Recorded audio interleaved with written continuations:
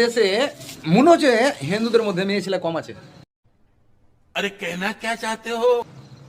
মেয়েরা কম আছে মনে হচ্ছে। আসলে কি কম আছে? কম নাই।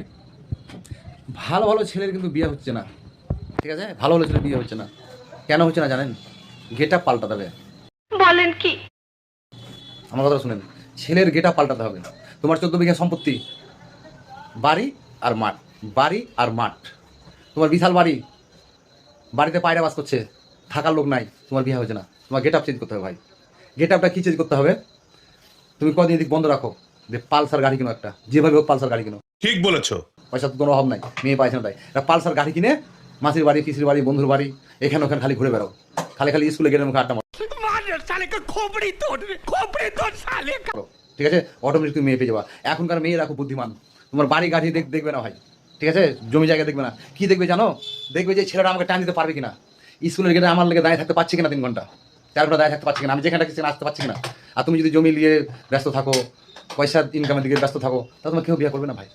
একমাত্র বিয়ে হবে যারা চাকরি করে, চাকরিয়াদের। আর যারা চাকরির নিচে যারা আছো, গেট আপ চেঞ্জ করো, গেট আপ চেঞ্জ করো, অটোমেটিক বিয়ে হয়ে যাবে।